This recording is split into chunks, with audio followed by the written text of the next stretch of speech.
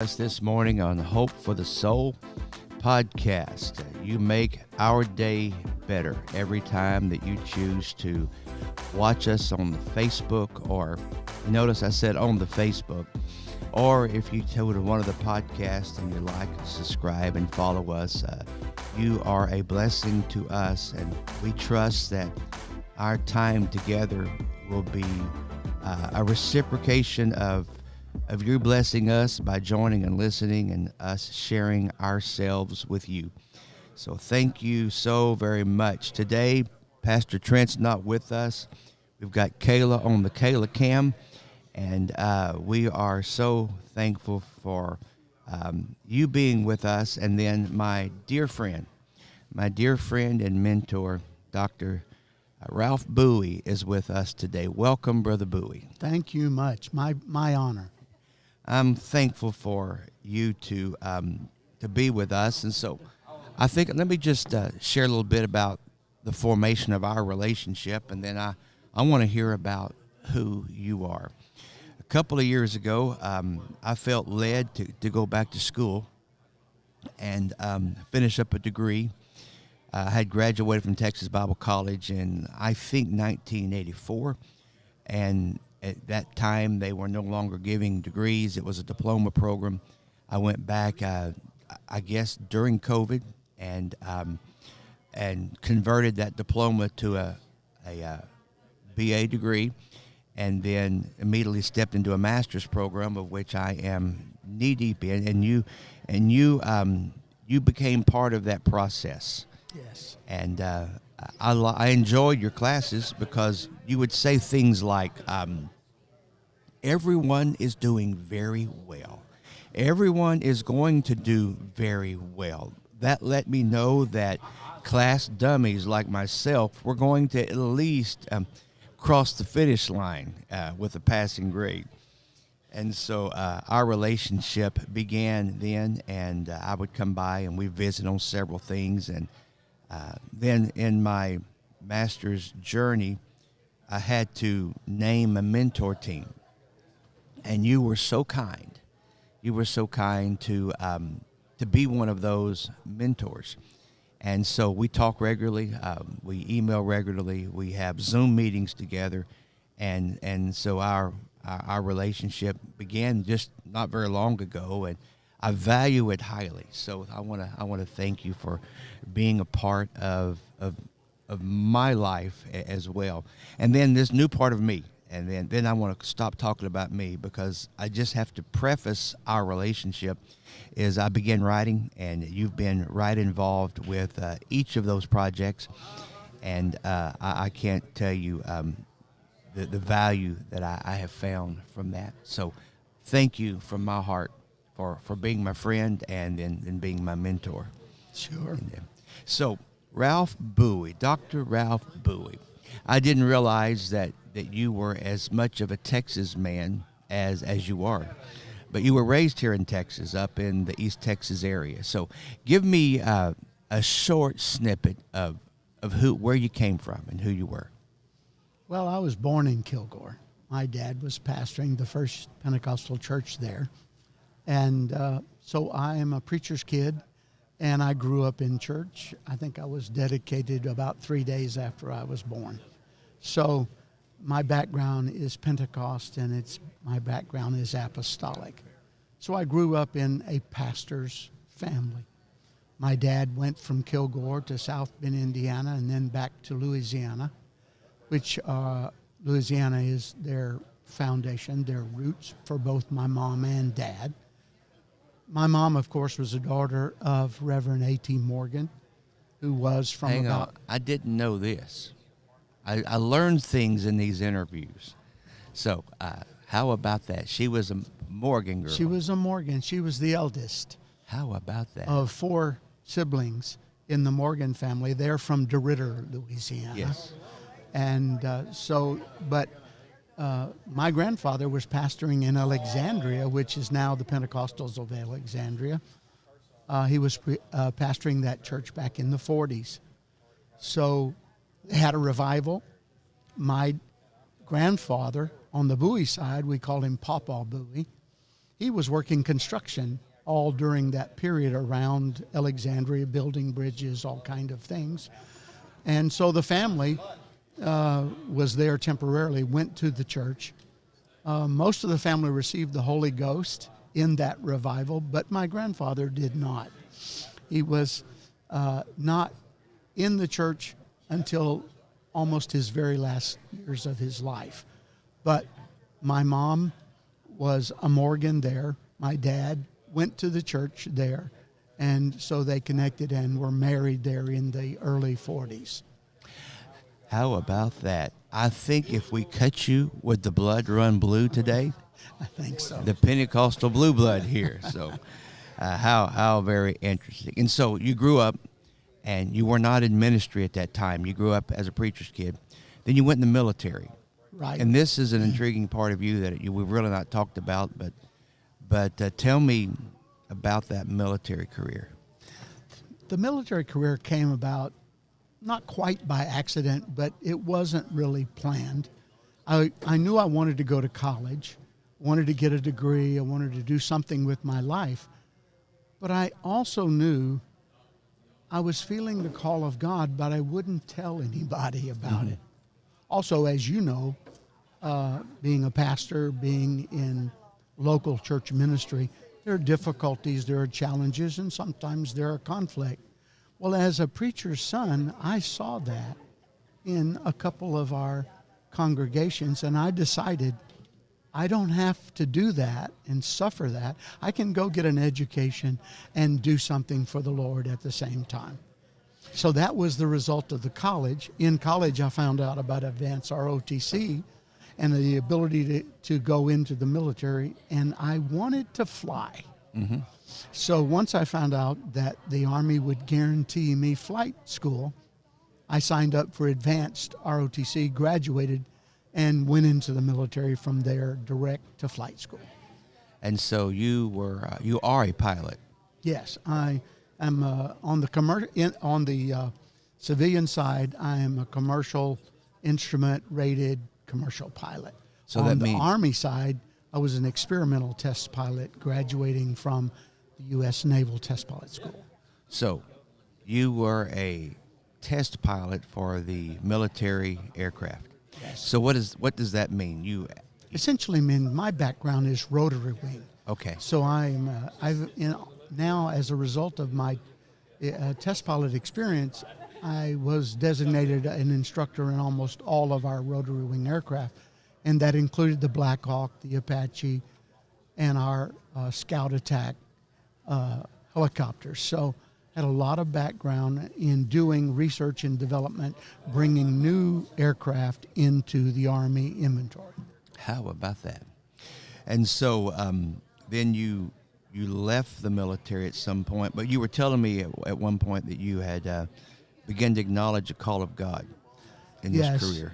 A little over halfway through my 21-year career in the Army, I began to feel the Lord was not letting me rest on not doing what he wanted me to do. I kept feeling that intense calling.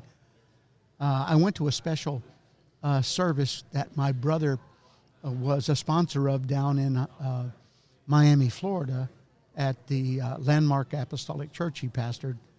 Every preacher that preached in that special meeting, I think they were preaching at me. Mm-hmm. And so at a time in between services, I had to go and talk to my brother and my dad, and I explained, I believe the Lord is calling me to the ministry. And so they received that very positively. I went back to my home pastor in Alabama, Brother Joe Patterson, in Dothan, Alabama. I went to tell him on a Sunday morning before church started. I said, Brother Patterson, I believe the Lord has called me to ministry. And he looked at me and said, it's about time you came and talked to me about that. So it was well endorsed, and it caused me to have a confidence that I was doing the right thing. When I left the military, I had been elected to a church in Opp, Alabama, before I even got out of the military. How about that? And then from there, you were in New York? Yes, about 2 years later, Brother Nathaniel Urshan, our general superintendent at the time, asked me to preach at his father's old church, and that was on West 92nd Street in Manhattan. And so I went and pastored. The church had been without a pastor for about a year and a half. Long story short, no one had been recommended to the church for about that length of time. But when I visited and then subsequently had my wife visited, we were recommended to the church, and they elected us pastor of Manhattan Pentecostal Church. What an awesome story. Yeah. Oh, my goodness. So my resume looks quite unusual. And it was only beginning. I mean, and it was only beginning. Because here you are, you're still adding to it. So it's exciting. So you left New York then after you built a church, I think. Yes. I sold the old location, built a new church on 125th Street and 20,000 square feet, beautiful sanctuary. But I was feeling at that time, once we completed that work, that God was lifting the burden off of me. And I knew at some point, and it turned out to be 2005, I resigned that pastorate and returned to Louisiana. And so New York, now we're back in Louisiana, and then you weren't done with ministry at that point. But tell me about that next little stage. Part of going back to Louisiana was my elderly parents. They were starting to need. Also, there was a little bit of guilt on my part. For 21 years, I was flying around the world doing all kinds of fun things. Yes, we were home for major holidays and all of that, and we had the kids come in the summertime. But I really wanted to get back and spend some very careful and close time with my mom and dad. And the Lord blessed me in that. And for 3 years, we were able to watch over mom and dad before they passed away in 2008 and 2009. How about that? So your children, tell me how many of those, where are they at? I have two sons. One is in St. Louis, married to a young lady, Tina, from the Apostolic Pentecostal Church in St. Louis. And he is there in business and doing very well. Oh, by the way, we're talking about Chris Buie here. Chris Buie. And, of course, he taught you business management. Well, we need to talk right now. We need to publicly discuss this little situation because, Chris, when you hear this, I will make sure you hear this, my friend. I still have aught about that grade you gave me because you know that was the best paper ever handed to you, sir. And you didn't give me a perfect score, and I have yet to find forgiveness in my heart, Chris. So I am declaring our angst and my lack of forgiveness towards you publicly here. So I love you. You know I'm teasing. So I'll try to be an advocate for you. There you go. There you go. And then your other son. And then Jonathan, or we call him Jay, is Lieutenant Colonel in the United States Air Force. And he has taken after me in the sense of test and evaluation. And he is involved in that side of our Air Force systems and aircraft and so forth, currently assigned to Eglin Air Force Base. He's active duty. So he's not doing rotary wing, he's doing jets? No, he's doing everything. Everything. In Air Force. What was your rank when you retired? Lieutenant Colonel. How about that? So he's equal rank with me now. So if it goes one more notch up, you have to say sir. That's exactly right. That's exactly right. Boy, sir, boy. And so there you came back to Louisiana, and I think you wound up in another church. Yes, we spent some time at Twin Cities of West Monroe, and then also in Souls Harbor in Monroe. I also, at the time, was considering maybe this is the opportunity to get my doctorate, which I had always wanted to do, but was always too busy to set aside that amount of time. So I visited my alma mater. They were very receptive. But I decided to go to the airport where I got my private license back in the day and to see if there were any flying jobs. It turns out there was. 2 days later, I was hired as corporate pilot for the Willstaff Worldwide, a fairly large temporary employment company through the deep south of the United States. So I did that for about 4 years, ministered at the local churches, but still felt that after about 4 years, I'd got a lot of information, a lot of skill sets that I needed, but it wasn't what God wanted me to do. And in 2007, 2008, I felt a call to go full-time evangelist, and I did that for about 7 or 8 years, evangelizing throughout the Middle West and the Deep South. But this also included some international stuff. Yes, at that time, I was able to be a global educator for the Global Missions Division, which is a teaching mission going overseas, ministering to national leaders, Bible school administrators, faculty members. It's some of the most rewarding teaching I've ever done. And there is a stark difference between the North American church energy and the overseas international church. They're what I call front of edge of the seat students, ready to hear what's new, ready to hear what's exciting and what should be done, in comparison to somewhat laid back North American church. That's not to paint everybody with that brush at all, but I enjoy overseas teaching. The pandemic destroyed our ministry. We can't travel around the world. We don't have a solution for the virus, so that was shut down pretty much. But now we've regenerated it this year. Restrictions have been lifted, and I will be teaching in Brazil and Colombia this year in the whole month of July. So I'm excited about that ministry. I love doing it. My passport is current. If you want to pack me in your suitcase, I'll go along with you. Yeah, you might want to get a trunk. Okay, that's a double-edged sword right there. I got the jab. And so you wound up moving to Texas and settling here, in theory, for retirement or for golden years, but it didn't turn out that way. And you got an invitation to Texas Bible College. I did, and I was excited to have that discussion with Brother Prince at the time and Brother Carter, and we discussed what accreditation would mean to Texas Bible College. My background, I had been a member of the Urshan College accreditation team for a season, enjoying all of that and understanding how that process went. And so I was excited to say yes, and the district board was very favorable, and I enjoyed their approval.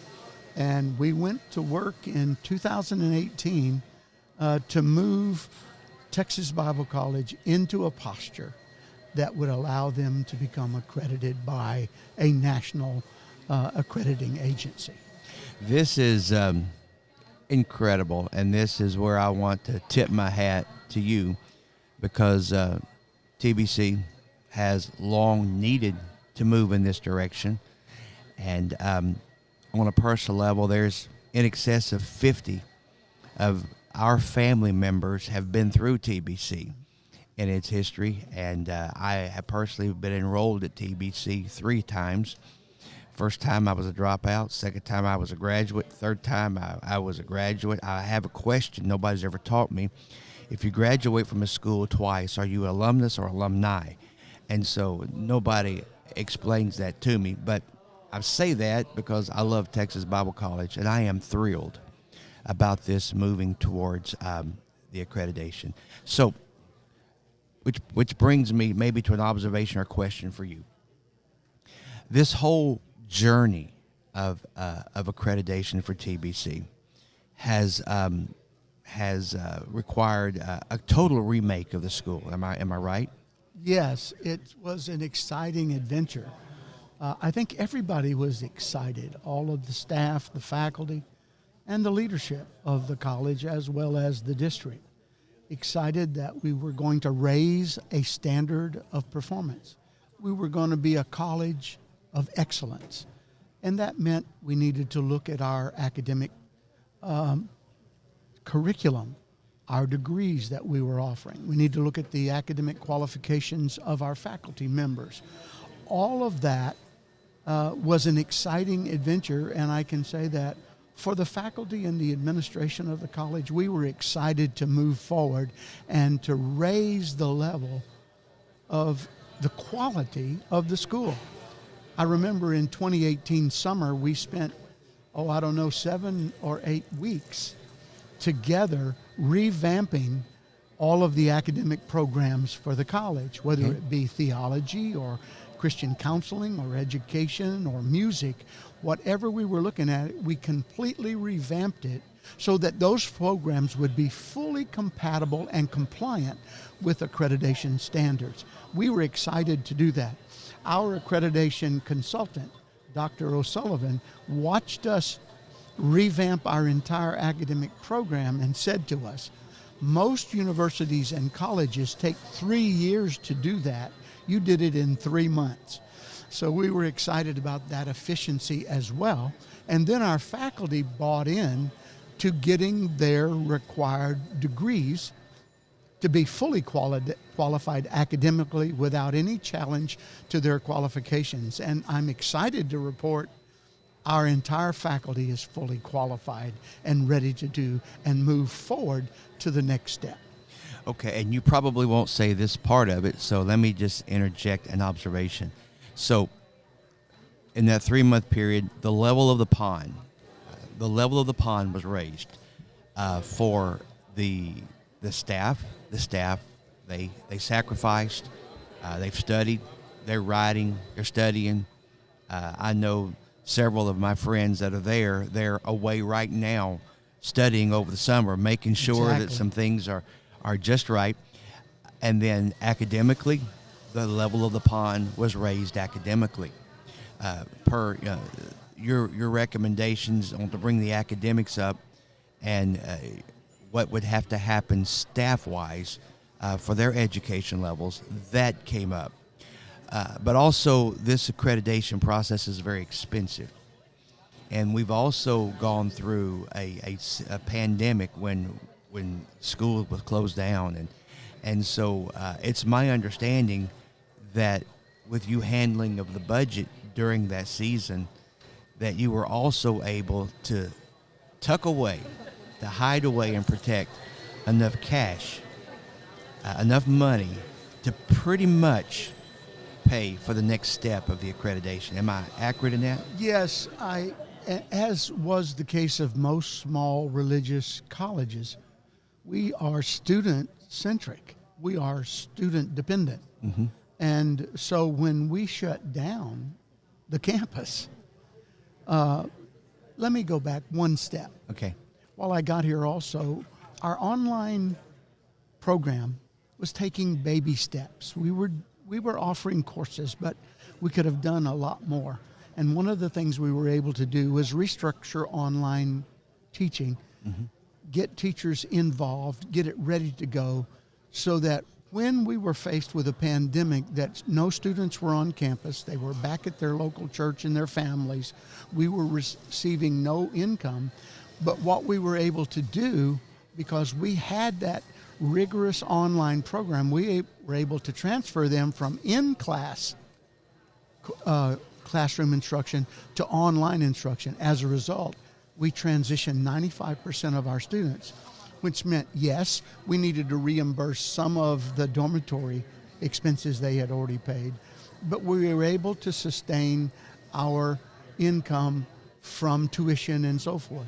Also, we were able to take advantage of some of the government programs, and we would probably be in very, very financial difficulty if we did not receive that and then manage it very well, so that we actually, unlike a lot of colleges around the country, we finished in the black every year, even in the pandemic. So there's 4 levels of the pond. We got 4 ponds here. We have academics, the level came up. Staff and teachers, education levels came up. The online began to prosper, and it was raised. And then also the lubricant of it all, the finances, that was able to come up and sustain in such a way that for the most part, the accreditation process is funded. And, Yes. And so I simply want to say, I know we've had two different presidents during that time, and they of course, they played their roles in this as well. The district played its role in this. But I think that it's not correct for us, at least for me, not to sit here alone and applaud your efforts and your tenure there, these years of being not the head that people are seeing, but that invisible driving force behind that has helped to facilitate all of these different things changing. Everyone's had their role. Every staff person has had their role, and they fulfilled their roles.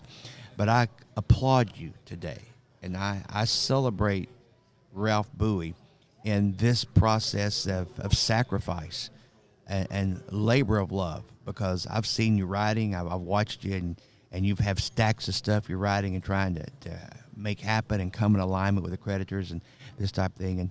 And so if nobody else applauds you today, and I'm certain others are, I want to be one of those that applauds you, and I say congratulations. Well, I appreciate that, but let me also tell you that it took administrators and faculty and staff to do all of those jobs. Absolutely. We divided them into teams, but it was my honor to do that. I was excited. I thought that's what I'm called to do during this time frame.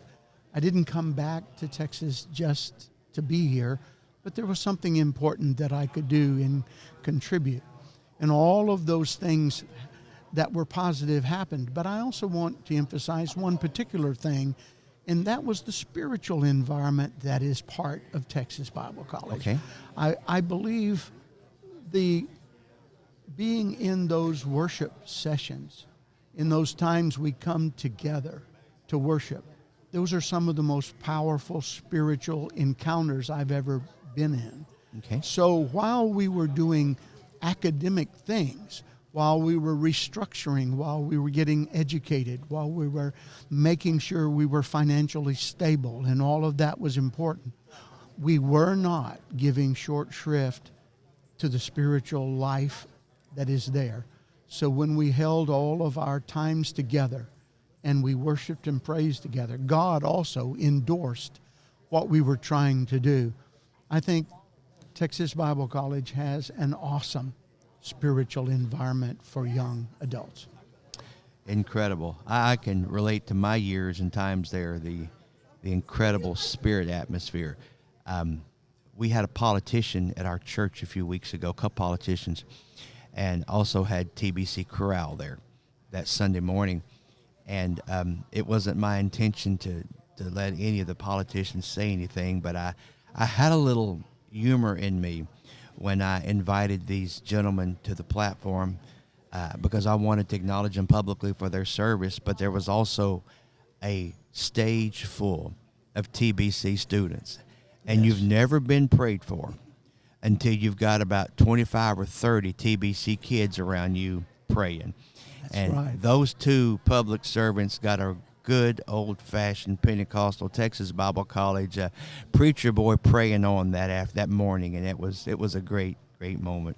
And it was funny, but it was wonderful at the same time. Brother Buie, I want to thank you for coming on with me today. And again, I can't tell you what you mean to me.